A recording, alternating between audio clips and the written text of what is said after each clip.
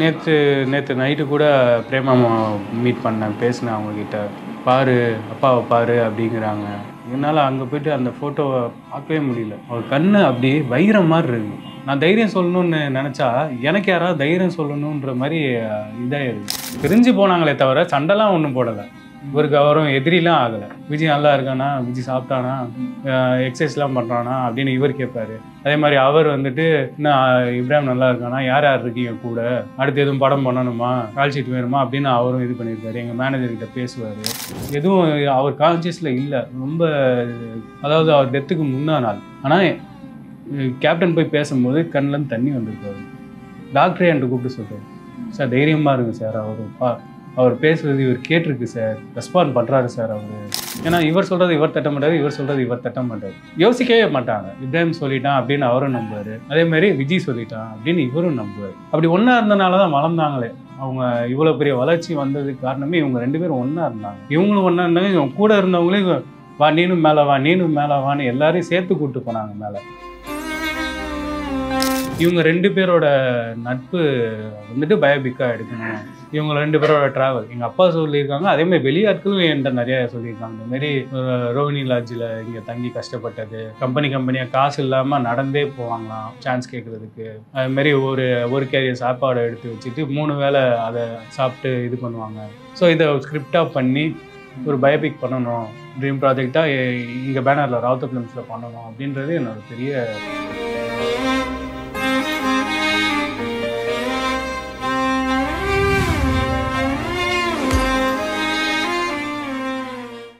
ரவுத்தர் சாருக்கும் விஜயகாந்த் சாருக்கும் உண்டான அந்த ஒரு நட்பு இண்டஸ்ட்ரியிலையும் சரி, தமிழ் மக்களுக்கும் சரி, எவ்வளோ ஒரு ஸ்ட்ராங்கான ஒரு ஃப்ரெண்ட்ஷிப் அப்படின்னு சொல்லி எல்லாத்துக்குமே தெரியும் சார். ஸோ லேட்டராக சம் மிஸ் அண்டர்ஸ்டாண்டிங் அதை பற்றி நம்ம இந்த இடத்துல பேச வேணாம்னு நினைக்கிறேன்.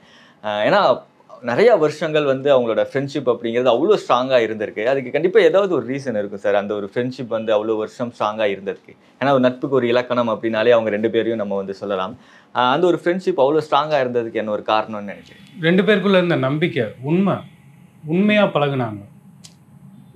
2 பேருமே ஒருத்தர் அவ்வளோ நம்பினாங்க. உடன்பிறப்பு மாதிரி நம்பினாங்க. சின்ன வயசுலேருந்தே அது இருந்தனால அது கடைசி வரைக்கும் தொடர்ந்துச்சு. பிரிஞ்சு போனாங்களே தவிர சண்டைலாம் ஒன்றும் போடலை. இவருக்கு அவரும் எதிரிலாம் ஆகலை. பிரிஞ்சுட்டாங்க, சரி நம்ம விலகி இருப்போம். ஒரு கட்டத்துக்கு மேலே 2 பேருக்கும் வெளி விஷயங்கள் கருத்து ரீதியாக வேறு மாதிரி தோணுது. 2 பேரும் சரி நம்ம விலகி இருப்போம். அப்போ கூட வந்துட்டு ஒருத்தரை பற்றி ஒருத்தர் விசாரிச்சுப்பாங்க மாற்றி மாற்றி. எல்லாம் இங்கேயும் அங்கேயும் மாறி மாறி ஒர்க் பண்ணவங்க தான். டிரைவர்ஸு, வீட்டில் வேலை செய்கிறவங்க எல்லோரும் இங்கேயும் அங்கேயும் மாறி மாறி ஒர்க் பண்ணவங்க தான். அங்கேருந்து அவர் பார்க்கும்போது விஜய் நல்லா இருக்கானா, விஜய் சாப்பிட்டானா, எக்ஸசைஸ்லாம் பண்ணுறானா அப்படின்னு இவர் கேட்பார். அதே மாதிரி அவர் வந்துட்டு இன்னும் இப்ராஹிம் நல்லா இருக்கானா, யார் யார் இருக்கீங்க கூட, எல்லாம் நல்லபடியாக போயிட்டு தானே இருக்குது, அடுத்து எதுவும் படம் பண்ணணுமா, கால் ஷீட் வேணுமா அப்படின்னு அவரும் இது பண்ணியிருக்காரு. எங்கள் மேனேஜர்கிட்ட பேசுவார், அவன் பார்த்துக்க அப்படின்னு சொல்லுவாருங்க. நைட்டு ஹாஸ்பிட்டலுக்கு வந்தாங்க. அங்கே இதில் சிம்ஸில் அட்மிட் பண்ணியிருந்தப்போ அப்போ நான் அங்கே இல்லை. நான் வந்துட்டு ஏர் ஆம்புலன்ஸ் விஷயமா நான் வெளியே அரேஞ்ச் பண்ணுறதுக்காக அடுத்த நாள் சிங்கப்பூர் கூப்பிட்டு போகிறதா இருந்துச்சு அப்பாவை. அந்த விஷயமா நான் வெளியே போயிட்டு இருந்தேன். அப்போ எங்கள் மேனேஜர்கிட்ட வந்து பார்த்து பேசுகிறாங்க. அங்கே வந்து அழுகுறாங்க, விஜய் வந்திருக்கேன்னு அழுதாங்க. அப்போ எல்லாரும் அங்கே இருக்கிறவங்க எல்லாரும் என்கிட்ட சொன்னாங்க, நீ இல்லாதப்போ கேப்டன் வந்தாங்க, வந்து பார்த்தாங்க, விஜய் வந்திருக்காங்கன்னு எங்கள் அப்பாட்ட அழுதுருக்காங்க. அதே மாதிரி இவங்க எல்லாரும் சொல்லும் போது நானும் போய் நிற்கிறேன். அங்கே கேப்டன் இல்லை. அப்போது நான் போய் எங்கள் அப்பாட்ட நின்று, இப்போ உங்கள் நண்பர் வந்தார்லப்பா, பேசியிருக்கலாம்லப்பா, எந்திரிங்கப்பா அப்படிங்கிறேன். அவருக்கு கேட்குது நான் சொன்னது, ஆனால் அவளால் ரெஸ்பாண்ட் பண்ண முடியல. அதே மாதிரி அவர் பேசும்போது அவர் அழுதார். நான் வந்துட்டு ஏர் ஆம்புலன்ஸ்க்காக அரேஞ்ச் பண்ணியிருக்கேன். அடுத்த நாள் சிங்கப்பூர் கிளம்புறதுக்காக அப்பாவை கூப்பிட்டு போயிட்டு அங்கே சர்ஜரி பண்ணுறதுக்காக எல்லா அரேஞ்ச்மெண்ட்ஸும் பண்ணிகிட்ருக்கேன். அங்கே எஸ்டிஹெச்சில் பேசியிருக்கேன், சிங்கப்பூர் ஜென்ரல் ஹாஸ்பிட்டலில். எல்லாம் அந்த அரேஞ்ச்மெண்ட்ஸில் நான் வெளியே சுற்றிக்கிட்டு இருந்தேன். அப்புறம் நான் திருப்பி ஹாஸ்பிட்டல் வரும்போது சொல்கிறாங்க, கூட இருந்தவங்க அங்கே இருந்தவங்க எல்லாருமே என்கிட்ட சொல்கிறாங்க, எங்கள் மேனேஜர்லாம் சொல்கிறாரு, அப்போ கேப்டன் வந்தாங்க, வந்து அப்பாட்ட பேசினாங்க, கன்னத்தை தட்டினாங்க, கன்னத்தை தட்டி விஜய் வந்திருக்கேன், எந்திரிடா அப்படின்னு கன்னத்தை தட்டி எழுப்புறாங்க. எங்கள் அப்பாவுக்கு வந்துட்டு ரெஸ்பாண்ட் பண்ணியிருக்காரு. நான் கூட நின்றுருக்கேன், அழுதுருக்கேன். எதுவும் அவர் கான்சியஸில் இல்லை. ரொம்ப இது, அதாவது அவர் டெத்துக்கு முந்தின நாள், ஹாஸ்பிட்டல் முந்தின நாள், டெத்துக்கு முந்தின நாள் கான்சியஸில் இல்லை. அவங்களால கண்ணை கூட திறக்க முடியல. ஆனால் கேப்டன் போய் பேசும்போது கண்ணிலேருந்து தண்ணி வந்திருக்கு அவருக்கு. டாக்டரே என்கிட்ட கூப்பிட்டு சொல்கிறார், சார் தைரியமாக இருங்க சார், அவர் பேசுகிறது இவர் கேட்டிருக்கு சார், ரெஸ்பாண்ட் பண்ணுறாரு சார், அவர் தைரியமாக இருங்க, நீங்கள் இதுக்கான வேலைகள் எல்லாம் பாருங்கள், ஹாஸ்பிட்டலுக்கு அங்கே சிங்கப்பூர் கொண்டு போகிறதுக்கான ப்ரொசீஜர் அதுக்கெலாம் ரெடி பண்ணுங்க அப்படின்னு. எனக்கும் ஒரு நம்பிக்கை வந்துச்சு. காலையில் ஃபோன் பண்ணி சொல்கிறாங்க. ஏன்னா எங்கள் அப்பா வச்சுருந்தது வந்துட்டு இன்டென்சிவ் கேர், ஐசியூக்கும் மேலே ஒரு இது இருக்கும், அங்கே வச்சுருந்தாங்க. அங்கே வந்துட்டு அட்டெண்டன்ஸ் அலோவ் பண்ண மாட்டாங்க. ஒரு 1 hour போய் பார்த்துட்டு வரலாம், இல்லை டாக்டர் ஏதாவது கூப்பிட்டா போகலாம் வரலாம். அதனால நான் கீழே இருக்கேன், இதில் வச்சுருக்காங்க. எனக்கு காலையில் ஃபோன் பண்ணுறாங்க, சார் உடனே மேலே வாங்க. மேலே வந்தோம், இந்தமாரி அப்பா தவறிட்டாங்க அப்படின்னு சொன்னாங்க. அதுக்கப்புறம் இது ஃபுனரல் அப்போ கேப்டன் அங்கே வராங்க, விஜயப்பா வராரு. அங்கே வந்து பார்க்குறாரு, பார்த்துட்டு அப்படியே கண் கலங்குறாரு. அவராலையும் ஜீர்ணிச்சிக்க முடியல அந்த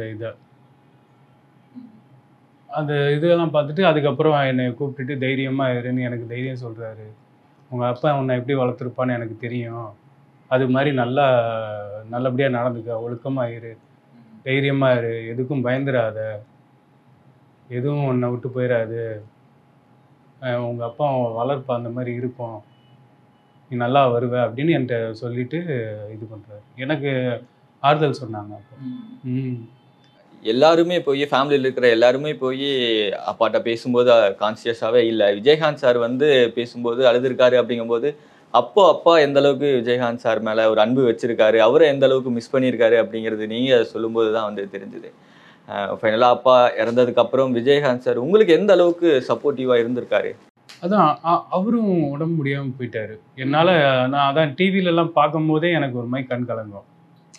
அந்த வீடியோஸ்லாம் பார்க்கும்போதே எனக்கும் ஒரு மாதிரி கண் கலங்கும். ஏன்னா அவர் கையை பார்த்தீங்கன்னா என் ஷோல்டர் அளவுக்கு இருக்கும். அப்படி கண்ணத்தை அப்படி பிடிப்பார், அன்பாக பிடிப்பார், இந்த ஜா உடஞ்ச மாதிரி ஆயிரும். அப்படி இருந்தவர், அப்படி பார்த்து நான் ரசித்த மனுஷன் அவர். நான் அப்படி ரசித்தேன் அவரை. வீட்டில் நான் சும்மா இருக்கும்போது விசிஆர் டெக்கு வாடகைக்கு எடுத்துகிட்டு வந்து படங்கள்லாம் போட்டு பார்ப்பேன். படங்கள்லாம் இருக்கும், இங்கே ஆஃபீஸில் சொன்னால் இங்கே கண்டிப்பாக வச்சுருப்பாங்க, கொண்டு வாங்க பார்க்கணும் அப்படின்னா. இருந்தாலும் வீட்டு பக்கத்துலேயே தானே இது இருக்குது, விசிஆர் டெக்கு. இது நானே போயிட்டு சைக்கிளில் போயிட்டு வாடகைக்கு எடுத்துகிட்டு வந்து படங்கள்லாம் போட்டு பார்ப்பேன். முக்கியமாக ஃபைட் சீன்ஸ் எல்லாம் பார்ப்பேன். அவர் ஸ்டண்ட்டெல்லாம் அவ்வளோ இதாக இருக்கும். அந்த மாதிரிலாம் கிக் பண்ணவே முடியாது. அந்த மாதிரிலாம் கிக் பண்ணணும்னு எனக்கு ஆசை. அதை நான் ட்ரை பண்ணி விழுந்திருக்கேன். ஓகே. எங்கள் அப்பாவும் சொல்லுவார் என்கிட்ட, பாரு எப்படி உழைக்கிறான் பாரு, இப்படி வேலை செய்கிறான் பாரு, அந்த மாதிரி இருந்தால் தான் நீனும் நல்லா இருக்க முடியும், பெரிய ஆளாக முடியும், அந்த மாதிரிலாம் ஃபைட் பண்ண கற்றுக்க. அவரை பார்த்து தான் எனக்கு அந்த ஆசைகள்லாம் வந்து சிலம்பம் கிளாஸ் போனேன். அவரும் சொன்னார், சிலம்பம்லாம் கற்றுக்கடா, நல்லா இருக்கும்டா உனக்கு, ஏன்னா உடம்பு ரொம்ப குண்டாக இருப்பேன், ஃபிட்டாக வச்சுக்கணும் உடம்பு தான் மெயின் சொத்து, இது நல்லா இருந்தால் தான் மிச்ச எல்லாத்தையும் நம்ம செய்ய முடியும், அதனால் ஹெல்த் கான்சியஸாக இருப்பார், நல்லதாக சாப்பிடு, நல்ல விஷயங்களாக சாப்பிடு, அதுமாதிரி நிறையா அந்த ஹெல்த் கான்சியஸான விஷயங்கள்லாம் எனக்கு நிறையா சொல்லி கொடுத்துருக்காரு. அவரும் அந்த மூச்சு பயிற்சிலாம் பண்ணுவார், தண்டால் எடுப்பார், அப்புறம் அந்த இது கர்லாக்கட்டை, அந்த மாதிரி நிறைய இது பண்ணுவாங்க. ஸோ விஜயகாந்த் சாருக்கு எப்படி விஜய் பிரபாகர் அண்ட் சண்முக பாண்டியன் 2 பேரையும், அவரோட மகன்கள் 2 பேரையும் எந்த அளவுக்கு ஒரு அன்பா நேசமாக பார்த்துக்கிட்டாரோ அதே மாதிரி தான் உங்களையும் வச்சுருந்தாரு. ஏன்னா நீங்களும் அவரை வந்து அப்பான்னு தான் கூப்பிடுவீங்க, அவரும் வந்து உங்களை ஒரு மகனாக தான் பார்த்தாரு. அப்பா கூட வந்து நிறையா மறக்க முடியாத ஒரு நினைவுகள் இருக்கும் இல்லையா விஜயகாந்த் சார் கூட? அப்படி ஏதாவது ஒரு நினைவுகள் ஷேர் பண்ணிக்க முடியும்? நிறையா இருக்குது. இப்போ சொல்ல ஆரம்பிச்சேன்னா நமக்கு பத்தாது, உங்கள் நேரமும் பத்தாது, என் நேரமும் பத்தாது. நான் எப்பவுமே அவரோட பற்றி நினைவுகள் வரும்போது ஒரு விஷயம் மைண்டில் இருக்கும் இல்லையா? நிறையா இருக்குது. 2 பேருமே வந்துட்டு நல்லா பேசுவாங்க, ஜாலியாக ஒருத்தர் இது பண்ணிப்பாங்க, நக்கல் அடிச்சுப்பாங்க. அதுக்காக ரொம்ப இதுவாக கிடையாது, ஒருத்தர் ஜாலியாக கிண்டல் பண்ணிக்கிறது, பேசிக்கிறது, அப்புறம் 2 பேர் சேர்ந்து சாப்பிட்றது, விளையாடுறது, அந்த மாதிரிலாம் வெளியே போவாங்க, படங்கள் பார்ப்பாங்க, எல்லோரும் சேர்ந்து போவாங்க. நான் இப்போ பிரபாஸ் அம்மு அவங்களும் கூட போவோம். ஷூட்டிங்லலாம் போய் பார்த்துருக்கேன் நான். ஷூட்டிங்லலாம் அவ்வளோ இதாக இருக்கும். ஆமாம், தர்மா படம் ஷூட்டிங் நடக்கும்போதெல்லாம் எங்கள் வீட்டு ஸ்ட்ரீட்டில் நடந்துச்சு. நான் மாடியில் நின்று பார்க்குறேன். அப்போ ஃபைட் சீனு ரோட்டில் ஒருத்தனை அடிச்சுக்கிட்டே போகிற மாதிரி, ஒரு ஸ்டண்ட் மேனை அடிச்சுட்டே போகிற மாதிரி அடிச்சுக்கிட்டே போகிறாரு. நானும் பார்க்குறேன், அப்பா எப்படி சண்டை போடுறாரு, இந்த மாதிரிலாம் இருக்கணும், இந்த மாதிரிலாம் பண்ணணுமே நம்மளும் அப்படின்னு எனக்கு பார்க்கும்போது பார்த்து ரசிச்சுக்கிட்டே இருப்பேன். ஆமாம், யூஸ்வலாக ஷூட்டிங்கிறது அப்படி உடனேலாம் எடுத்துட மாட்டாங்க. அதுக்கு செட்டப்பு, அது இது பண்ணுறது, அதுக்கப்புறம் ஒரு டேக் முடிச்சு அடுத்த டேக்குனா அதுக்கு மறுபடியும் வேறு மாதிரி செட்டப்லாம் மாறும். இருந்தாலும் எனக்கு அந்த வயசுலேயே அந்த பொறுமை இருந்துச்சு. ஏன்னா அவரை பார்க்கணும், அவர் பண்ணுற மாதிரி நம்மளும் பண்ணணுன்றதுக்காக எனக்கு அந்த வயசுலேயே பொறுமை இருந்துச்சு. நான் பால்கனியில் அப்படி நின்று அப்படி பார்த்துக்கிட்டே இருந்தேன். இப்பயும் எனக்கு அதெல்லாம் நினைவில் இருக்குது. நிறைய விஷயங்கள் அவரை நேரில் பார்த்து அப்சர்வ் பண்ணியிருக்கீங்க. ஸோ அப்படி அப்சர்வ் பண்ணதுலேயே அவர்கிட்ட இருந்த ஒரு குவாலிட்டி ரொம்ப பிடிச்சிங்க, நான் கற்றுக்கிட்டேன் அவரை பார்த்து அப்படின்னா என்ன விஷயம் சொல்லுங்க? இவங்களோட நட்பை தான் நான் கற்றுக்கிட்டேன். ஒரு ஃப்ரெண்டுனா இப்படி தான் இருக்கணும், இந்த மாதிரி தான் இவங்க ஒரு ஃப்ரெண்ட்ஷிப்புக்குள்ளே இப்படி தான் நடந்துக்கணும். ஏன்னா இவர் சொல்கிறது இவர் தட்ட மாட்டார், இவர் சொல்கிறது இவர் தட்ட மாட்டார். யோசிக்கவே மாட்டாங்க. இப்ராஹிம் சொல்லிட்டான் அப்படின்னு அவரும் நம்புவார், அதேமாதிரி விஜய் சொல்லிட்டான் அப்படின்னு இவரும் நம்புவார். சார் அது சொல்கிறாருன்னா ஏதோ ஒரு நல்லது இருக்குது, அது எதுக்கு கொஷின் பண்ணிக்கணும் அப்படின்னு ரெண்டு பேரும் ஒருத்தர் நம்பினாங்க. அப்படி ஒரு பாண்டிங்கில் இருந்துச்சு. அதை நான் கற்றுக்கிட்டேன். நான் இப்படி தான் ஒரு நண்பன்னா இப்படி இருக்கணும், இப்படி தான் உண்மையாக இருக்கணும், ஒருத்தனை விட்டு கொடுக்கக்கூடாது, அப்படி ஒன்றா இருந்தனால தான் வளர்ந்தாங்களே. அவங்க இவ்வளோ பெரிய வளர்ச்சி வந்ததுக்கு காரணமே இவங்க ரெண்டு பேரும் ஒன்றா இருந்தாங்க. இவங்களும் ஒன்றா இருந்தாங்க, இவங்க கூட இருந்தவங்களே வா நீனும் மேலே வா, நீனும் மேலே வான்னு எல்லாரையும் சேர்த்து கூப்பிட்டு போனாங்க மேலே. இப்போ எல்லாருமே நான் என்னை சேர்த்துமே நானும் நல்லா இருக்கேன்னா அதுக்கு அவரும் ஒரு முக்கிய காரணம். அவரோட எண்ணங்கள், அவரோட செயல்கள், அதுதான் என்னையுமே இன்னைக்கு நல்லா வச்சிருக்கு. இன்னைக்கு நம்ம ரவுத்தர் ஃபிலிம்ஸ் ஆஃபீஸில் உட்காந்து பேசிக்கிட்டு இருக்கோம். இந்த ஆஃபீஸ்லேயும் விஜயகாந்த் சார் வந்திருப்பாரு. இங்கேயும் நிறைய மெமரிஸ் எல்லாம் இருக்கு. அவங்களுக்கு ஒரு கேபின் வச்சுருந்தோம். இங்கேயும் வருவாங்க, ஷூட்டிங் இல்லாதப்பெல்லாம் இங்கே ரெகுலராக இங்கே வருவாங்க. ஆமாம், ரெண்டு பேரும் அதுக்கப்புறம் ரெண்டு பேரும் கொஞ்சம் நேரம் ஒரே கேபினில் பேசிக்கிட்டு இருப்பாங்க.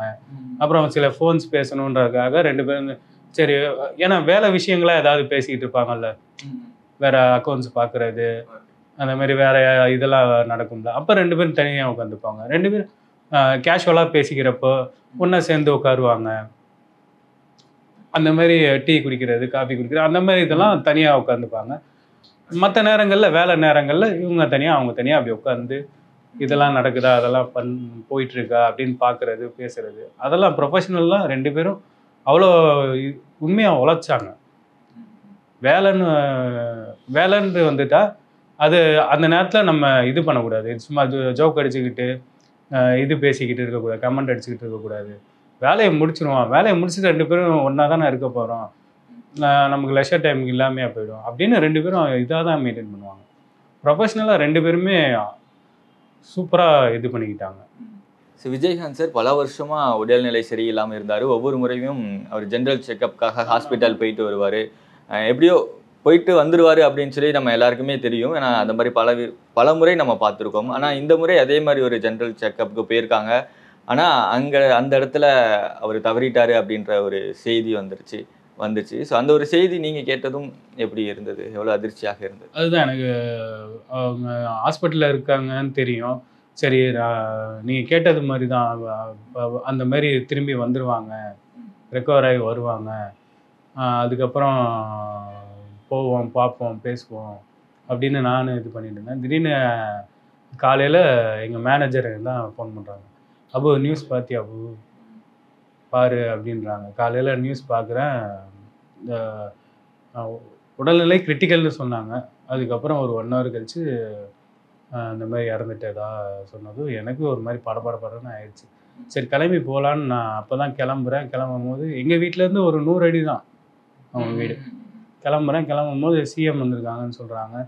சரி, சிஎம் வந்திருக்கும் போது நம்ம கிட்ட கூட போக முடியாது, சரி நம்ம வெயிட் பண்ணுவோம் அப்படின்னு வெயிட் பண்ணிகிட்டு இருந்தேன். அப்புறம் மார்க்கெட்டில் போயிட்டு மாலை வாங்க போகிறேன். மாலை வாங்கிட்டு இருக்கும்போது மேனேஜர் மறுபடியும் ஃபோன் பண்ணுறாங்க, அங்கே மண்டபத்துக்கு கொண்டு வராங்க அப்படின்னு.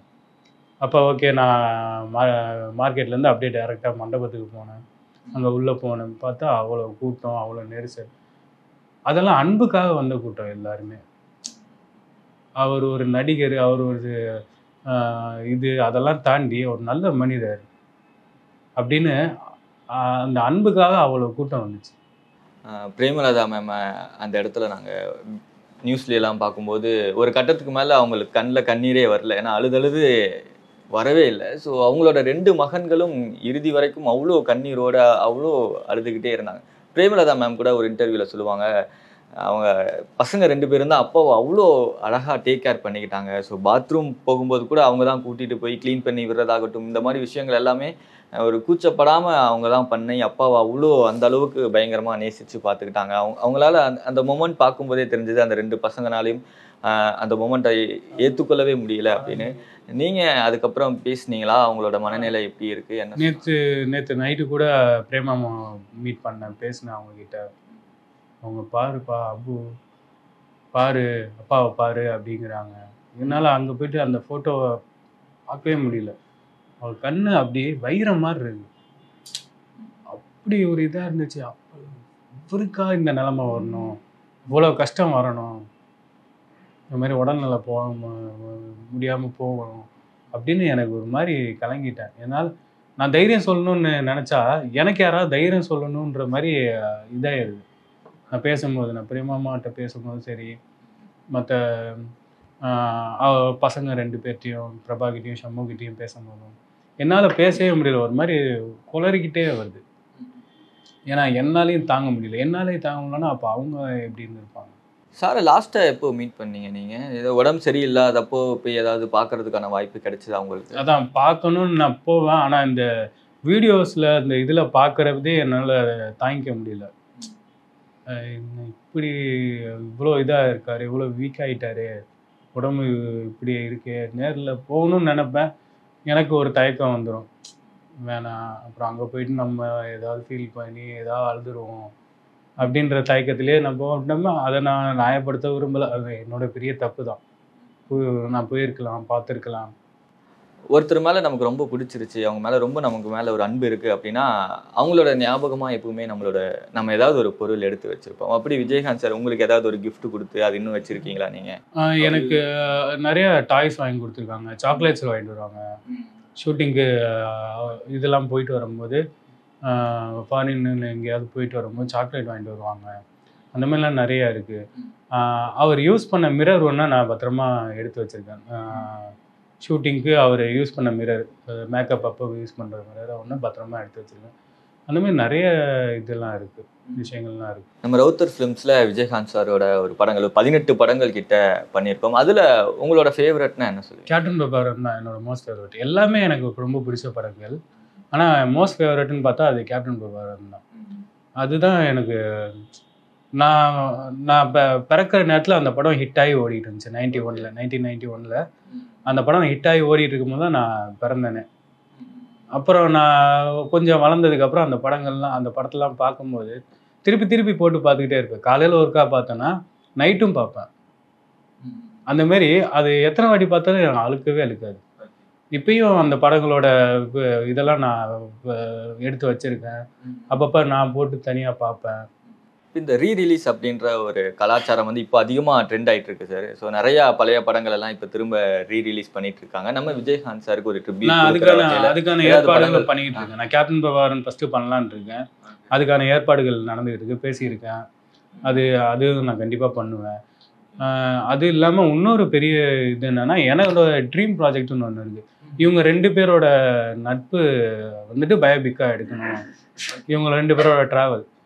ஏன்னா எங்கள் அப்பா என்கிட்ட சொல்லியிருக்காங்க, நிறைய எங்கள் அப்பா சொல்லியிருக்காங்க, அதேமாதிரி வெளியாட்களும் என்கிட்ட நிறைய சொல்லியிருக்காங்க. இந்தமாரி ரோஹிணி லாட்ஜில் இங்கே தங்கி கஷ்டப்பட்டது, கம்பெனியாக காசு இல்லாமல் நடந்தே போவாங்களாம் சான்ஸ் கேட்குறதுக்கு. அதுமாரி ஒரு கேரியர் சாப்பாடை எடுத்து வச்சுட்டு 3 வேளை அதை சாப்பிட்டு இது பண்ணுவாங்க. அவங்க கஷ்டப்பட்டது, அதுக்கப்புறம் அவங்களுக்கு வாய்ப்புகள் கிடைச்சது, அதுக்கப்புறம் அவங்க படங்கள் பண்ணது, அதுக்கப்புறம் அவங்க கூட இருந்தாங்களே அவங்க கஷ்டப்படும் போது அவங்களெல்லாம் கூப்பிட்டாங்க. அவங்களாம் ஒன்றும் வரல, வந்து ஒட்டிக்கல. இவங்க இழுத்தாங்க, நீ ஏன் கஷ்டப்படுற, வா நீ இங்கே இதை பண்ணு அதை பண்ணு அப்படின்னு அவங்கள சொல்லி அவங்களுக்குன்னு ஒரு வாழ்க்கையை ஏற்பாடு பண்ணது. இதெல்லாம் எனக்கு நிறையா சொல்லியிருக்காங்க. என் மைண்டில் இன்னும் இதாக நிற்கிது. ஸோ இதை ஸ்கிரிப்டாக பண்ணி ஒரு பயோபிக் பண்ணணும், ட்ரீம் ப்ராஜெக்டாக இங்கே பேனரில் ராவுத்தர் ஃபிலிம்ஸில் பண்ணணும் அப்படின்றது என்னோட பெரிய கனவு. எப்போ எதிர்பார்க்கலாம் சார் அந்த ஒரு படங்களை? நாங்கள் நிச்சயமாக எதிர்பார்க்கலாம். வேலைகள் போயிட்டு தான் இருக்குது அதுக்கும். ஏன்னா அது சாதாரண விஷயம் இல்லை. கிட்டத்தட்ட ஒரு 40 வருஷம் 50 வருஷம் ட்ராவல் அது. அவ்வளோத்துலேயும் படமாக பண்ணும்போது நான் அதை 2 ஹவர்ஸுக்கு தான் எடுக்க முடியும். ஆனால் இவ்வளோ பெரிய விஷயத்தில் எதை வைக்கணும், எதை வைக்க வேணாம் அப்படின்னு பிளான் பண்ணணும். அதுக்கான வேலைகள் எல்லாம் நான் பண்ணிக்கிட்டு தான் இருக்கேன். ஒரு 2 வருஷத்தில் 3 வருஷத்தில் கண்டிப்பாக பண்ணுவேன் நான். அப்பாவும் சாரும் இந்த நடிகர் சங்கத்தில் தலைவராக இருந்தப்போவெல்லாம் இந்த இண்டஸ்ட்ரியே ரொம்ப ஹெல்த்தியாக இருந்துச்சு அப்படின்னு. அப்கோர்ஸ் அது ஒரு கோல்டன் எராவாகவே இருந்துச்சு. 2 பேரும் இருந்தது வந்துட்டு இவர் இங்கே ப்ரொடியூசர் கவுன்சிலில் பிரசிடென்ட்டு, இவங்க வந்துட்டு ஆக்டர்ஸ் அசோசியேஷன் கவுன்சிலில் பிரசிடென்ட்டு. 2 பேருக்குமே வந்துட்டு சங்கத்தில் இருக்கும்போது அவ்வளோ பொறுப்பாக பார்த்துப்பாங்க. 2 பேருமே சங்க காசில் டீ குடிக்க மாட்டாங்க. தான் காசை கொடுத்து டீயோ சூப்போ ஏதாவதுன்னா பாக்கெட்டில் இருக்க காசை கொடுத்து வாங்கிட்டு வான்னு சொல்லுவாங்க. அங்கே இருக்கிறவங்களுக்கு எல்லாருக்கும் சர்வ் பண்ணுன்னு சொல்லுவாங்க. அது ஒரு கோல்டன் எராவாக இருந்துச்சு. சினிமா இண்டஸ்ட்ரியே கோல்டன் எராவாக இருந்துச்சு 2 பேரும் இருக்கும்போது. ஏன்னா அவங்களோட ஆப்ரேஷன் அவ்வளோ சூப்பராக இருந்துச்சு. நீங்கள் சினிமா ஃபீல்டில் இருக்க யாரை கேட்டாலும் அதை தான் சொல்லுவாங்க. யாருமே இதுக்கு வந்து மறுப்பு சொல்லவே மாட்டாங்க இந்த விஷயத்தில். ஏன்னா உண்மையிலே அதுதான் கோல்டன் எரா. இந்த விஷயத்துக்கு மறுப்பு சொல்லவே மாட்டாங்க. எனவே ரொம்ப தேங்க்யூ சார். ஸோ இந்த ஒரு தருணத்தில் விஜயகாந்த் சார் பற்றியும் அவங்க 2 பேருக்கும் அப்பாவுக்கும் சாருக்கும் உண்டான நட்பு எப்படியெல்லாம் இருந்துச்சு அப்படின்னு இந்த இடத்துல ஒரு சின்ன ஒரு நினைவுகளை எங்களிடம் ஷேர் பண்ணிக்கிட்டதுக்கு ரொம்ப நன்றி சார். Thank you so much. ரொம்ப நன்றி சார்.